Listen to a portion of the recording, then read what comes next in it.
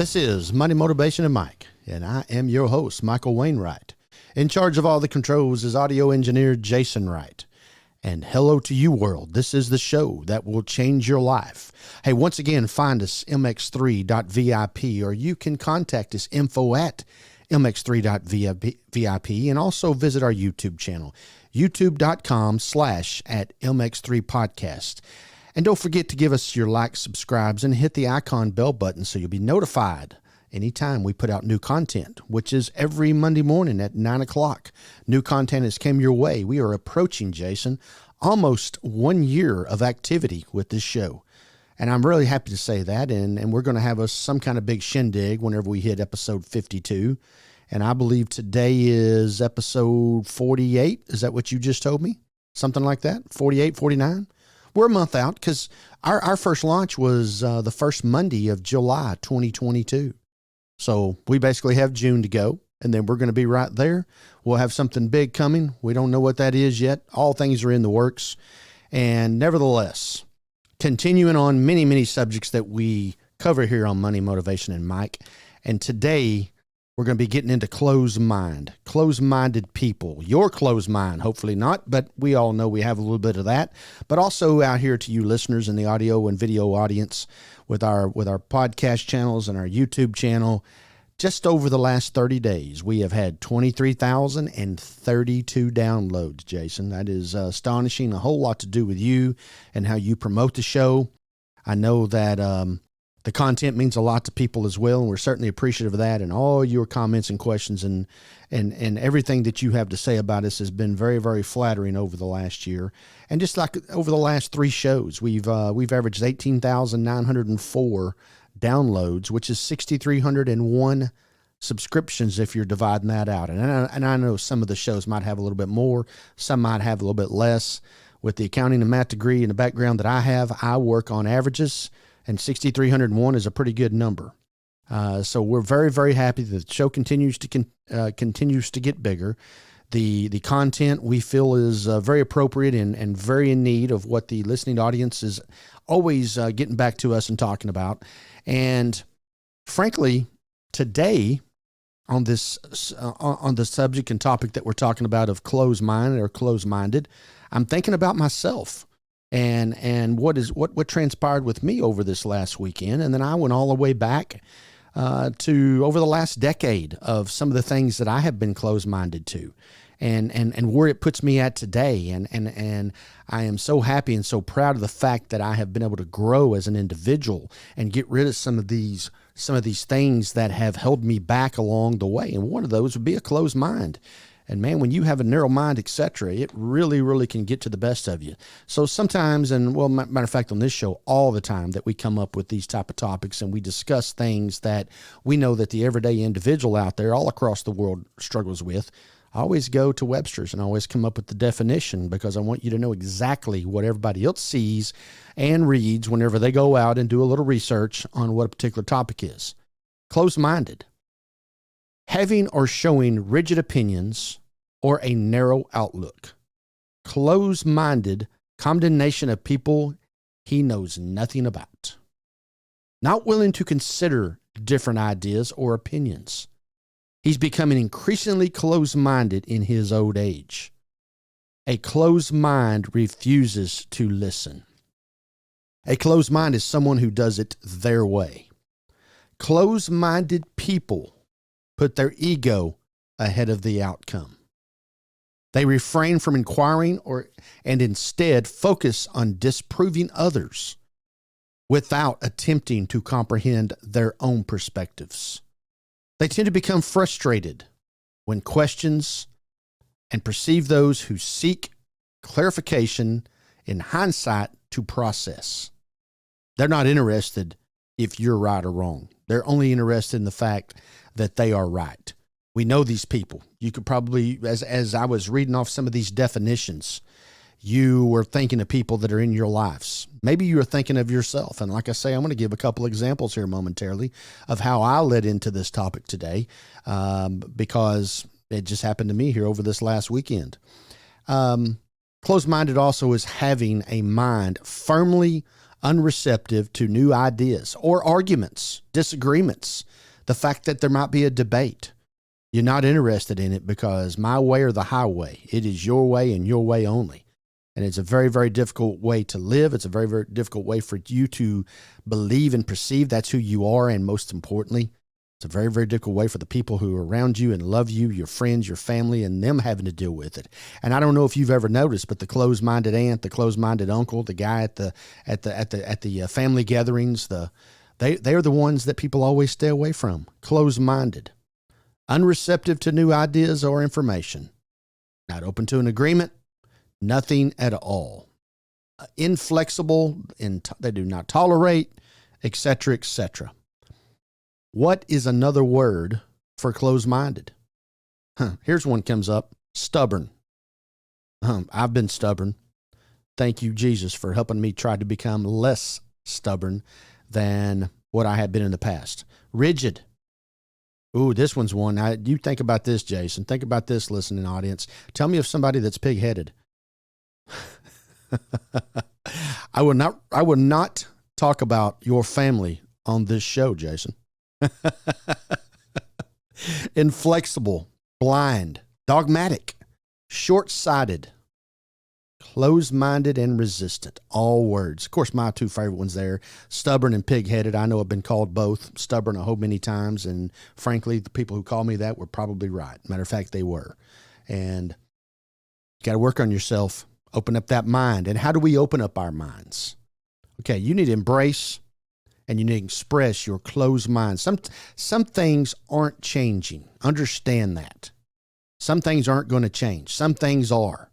You have to have an open mind to both. You have to have an open mind to the fact that things aren't going to change. The color black is black. The color white is white. It's not going to change. You mix the two, some sort of gray comes out. Those are facts. You have to embrace the fact that that's what it is. That's what it means by embracing the open mind. And in this case, you have an open mind to the fact that it's closed and that things aren't going to change. Argue from the other side for a minute. Look at their side. Why do they believe what they believe? That's how you change your closed mind to being a little bit open. An open mouth often indicates a closed mind, unless it's open to asking questions. In other words, most time when people talk, they're telling their point of view. They're telling their thoughts, their ideas, their view, the way it really is with the stubborn person. They're not open to what your thoughts and ideas are. Even when you come with 100% of the facts, they're not interested. That's why an open mouth usually indicates a closed mind, because they're expressing, they're not listening, or they're not asking questions. So if you open your mouth during a topic such as this, hopefully it will turn into asking questions so that maybe your closed mind will become open before the end of the session. Go with someone else's plan. It don't always have to be your plan. And I'm going to tell you, for many, many years, it had to be my plan. And when you can get out of that mindset, the first thing that's going to happen is you're going to be a happier person. Happy, peace, great, great words. And a whole lot of people don't know anything about them, let alone how to spell them. Stop controlling. Woo! Stop controlling, Jason. Closed-minded people, they control. And unfortunately, that type of situation turns into toxic relationships, and relationships that you definitely and most definitely want to get out of. And lots of times in a spousal relationship, it turns into a divorce, or it turns into an strained relationship between a parent and a child. And controlling will always get you to that point. Controlling will not allow you to grow as a person, have a relationship with anyone. And more importantly, I don't think that you can look in the mirror and be happy with yourself whenever you're out controlling people. And if you are narcissism and etc., then maybe we need to get into that topic sometime in the future. Narcissistic, write that down, Jason. I could feel that coming my way in the month of June. Okay. Whenever you're talking to a closed-minded person, you're trying to get them to think in another direction, maybe be open to the fact of who you are and what you're thinking about. You need to give them time and give them space. Give them some thoughts and then get away. The best way to deal with closed-minded people in any situation is giving them time to alter their behavior. With the process of time, there is surely a probability that they will change their views and accept Lots of times that doesn't happen. Sometimes it does. They need to accept the fact that maybe they're wrong. You give them some thoughts and you get away. You're going to sit there and you're going to beat yourself to death and use a lot of negative energy if you spend the next 3 hours trying to convince them that they're wrong. Give them those thoughts. You're open-minded, okay? Be open-minded to the fact that they might be able to change. Because, see, we say we're open-minded, but we know that person over there is closed-minded. Well, I think we just got closed-minded ourselves by assuming and putting something on someone that may or may not be true. Maybe they are closed-minded, but stay open to the fact that they can open up as well. And that's what a lot of us do. You stay away from that person. Now, you can't continue to go and beat the dead horse to death. You cannot continue every day to get into a situation where you're arguing with a wall. And I understand giving up on that situation, and giving up is a big word, but a lot of times you've done all you can do. And the person that's receiving the information, they're not interested in making changes. So in those situations, you have to remove yourself from a negative situation. And oftentimes, relationships are dissolved because of the person's closed mind, and the big word we just talked about was controlling. Compare every situation you have at your workplace and look into those situations. You know who you can talk to and you know who you can't. And I don't know, maybe take it a go on yours over the next 30 days. Maybe you can take a closed-minded person within your office, within your workforce, within the factory that you're at, wherever it be, and see what you can do to help someone else. And lots of times you are the messenger trying to better someone's life, and you become the receiver of a lot of aggression and fight off because those people are not interested in doing things that may be better for them. All right. Well, like I've always told you here on Money, Motivation, and Mike, we always try to bring you things that we feel are total 100% transparency. And when it's time for me to make fun of myself, I'm the first one at the top of the list.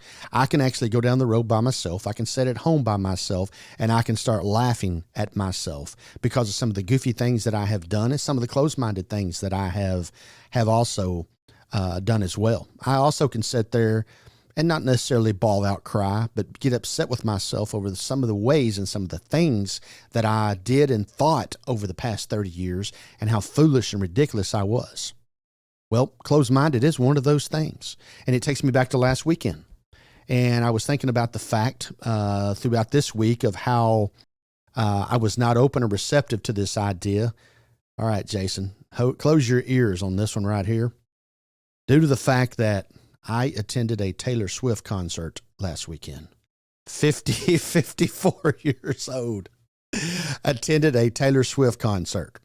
I'm going to tell you there would have been 14 million things I would have bet every dollar that I had that I would do before attending a Taylor Swift concert.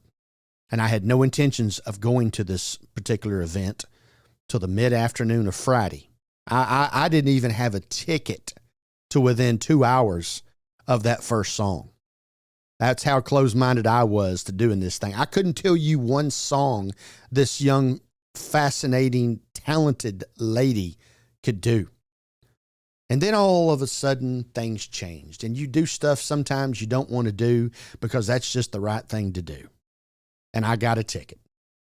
Got a ticket separate from the group I was going with. That means I was going to be sitting by myself. Now, think about this and how the world works and how God always does this thing. I was going to sit by my friends until that person came and took over that seat. That person never showed up. I got to sit by the folks that I went through the gate with and enjoy this Taylor Swift concert. 3.5 hours, 45 songs. The most songs I've ever heard in a concert, and I've been very fortunate and blessed to get to go to a lot of concerts. The most I'd ever heard was by Paul McCartney with 37 songs. Taylor Swift sang 45 songs and came back the next night and did it in the rain without hesitation. Rain. Stadium. It was incredible. And here's another thing I'm not going to tell anybody. Of course I am. I'm telling it to the world. But if people, please bleep this out, Jason. Don't let the listening and studio audience hear what I'm about to say. If I was not from the 1980s and some of the era of the songs that, we love, I still say the 1980s music is the best decade of all times. And maybe that's because I was in sixth grade when it started, and I was graduating from college when it ended. And I love the 1980s. But we know about those 1980s hair bands. I mean, I'm a hair band guy. I mean, I can get it on with the Aerosmiths and Bon Jovis and Def Leppards and Scorpions and Poison and on and on and on, and AC/DC and Van Halen and all that stuff. I am not a Taylor Swifter. I'm not a popper. Now, I did enjoy some of those things as my children were growing up. There's no doubt about it. I've been to some pop concerts in my time, but it was as a chaperone. It was as the fatherly thing to do. It was not because that's what I chose to do and expose my children. My children exposing me. And here I am, 54 years old. My children are adults. And I'm going to a Taylor Swift concert. And guess what? I'm going to another one. That's what you call a closed mind. 2 hours before the bell goes off, before the drapes come up. I don't even have a ticket. And I went to a Taylor bleeping Swift concert. And then when the word got out that that's where I was, what do they call them? Swifties? All right, I'm not a Swiftie, but I might be a closet Swiftie. I hadn't really decided yet. But I'm okay with it. I like it. And you know, while we're on the music topic, I go back even a little farther on this subject. And for those of you who listen to the show, for those of you who are watching right now, and you see the Bon Jovi stuff behind me right here, and I am what I would consider a Bon Jovi groupie, and I have been to a whole bunch of concerts, whole bunch of Bon Jovi concerts. And in 2010, Bon Jovi was on their big legendary Circle tour campaign. It was a stadium tour. And me and one of my buddies, we ended up at a show up north, Chicago, Illinois. And the opening act was a guy named Kid Rock. Now, I couldn't tell you one Kid Rock song, but I knew that I was not happy with John Bon Jovi, that he was bringing in this gangster, rapper, thug, tattooed up. I don't know what he was, but he wasn't me. He wasn't Mike, and he definitely wasn't a part of the John Bon Jovi show, blah, blah, blah, blah, blah. And I sat down there and I started listening to this cat. Well, I didn't sit, I stood. And I started listening to Kid Rock. And as his act was ending, his onstage performance was epic. The dude played every instrument on the stage. His voice was great. The crowd was so into him. In between the Kid Rock stuff being taken off the stage and the Bon Jovi equipment being set up, I'm on my phone Googling, trying to figure out when the next Kid Rock show is. Once again, I got forced into something that I did not want to be a part of. I was there for another reason, and I ended up enjoying something, and I still enjoy it to this day. You have to keep an open mind. Think about all the things that you have a closed mind to.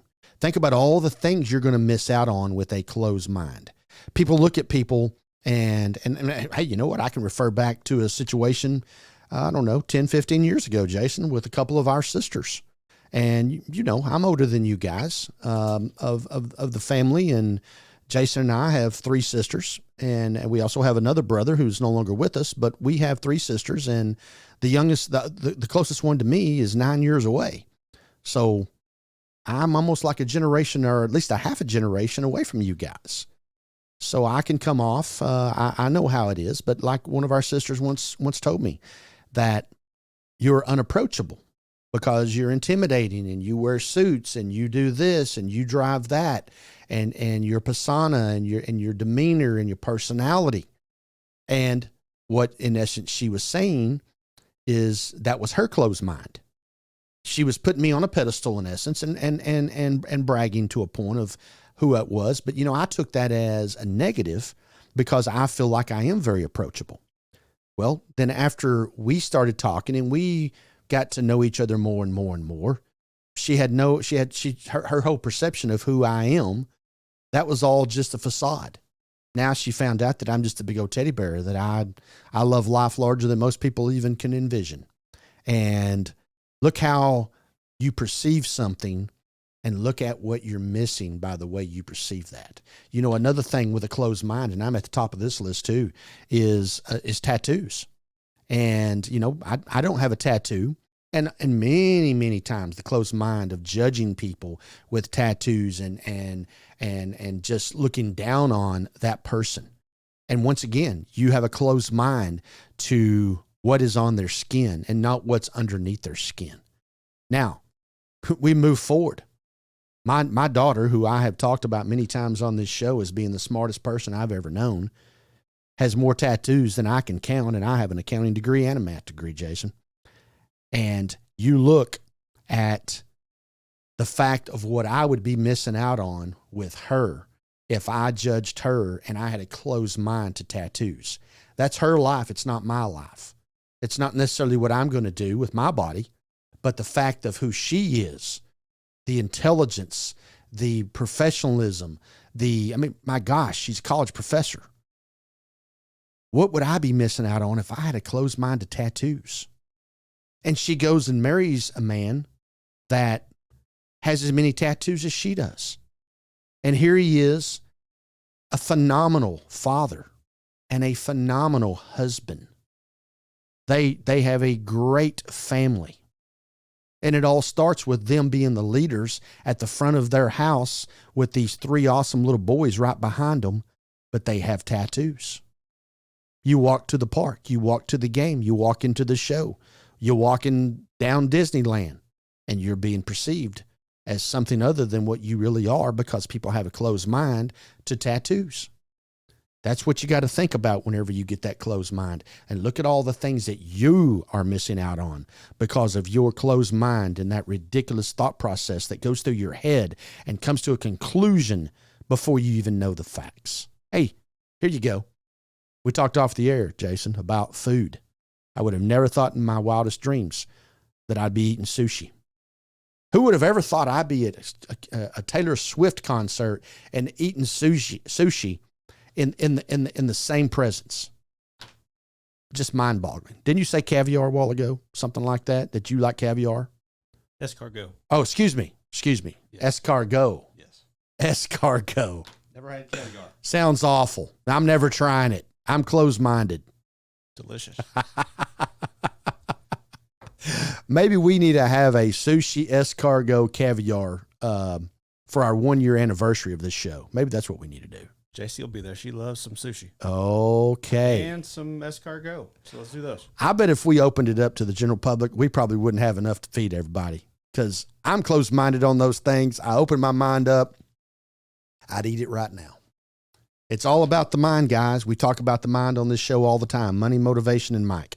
The motivation part to better yourself. The motivation part to have a better view and outlook on life. And today it's been about the closed mind. I've been at the top of the list on several of these subjects. I have been fortunate that I have been able to get a hold of the right tools and the right resources to be able to better myself, to become a better person today than I was yesterday.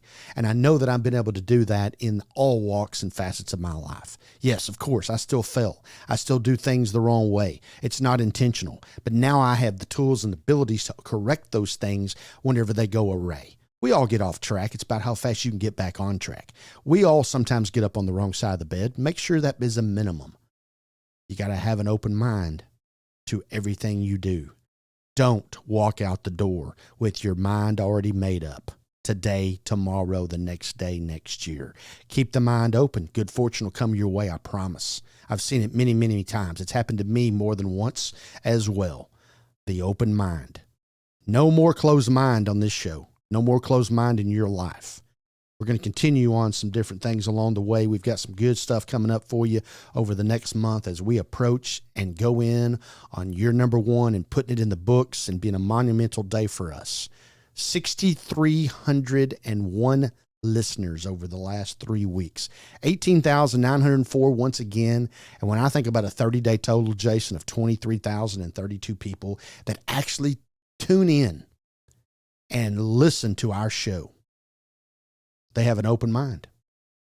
And we're going to continue to have an open mind here on Money, Motivation, and Mike. And you can always, please find us mx3.vip. Go to info at mx3.vip with your emails. Go to our YouTube channel, youtube.com/@mx3podcast, and see how beautiful Jason is and how he brings me up and makes me look good here on the show as well. And when you're at the YouTube channel, like, subscribe, and hit the bell icon so you get notified every time new content comes out, which is always on Monday mornings. Until next time, for everyone who's been a part of this one, live your life the right way.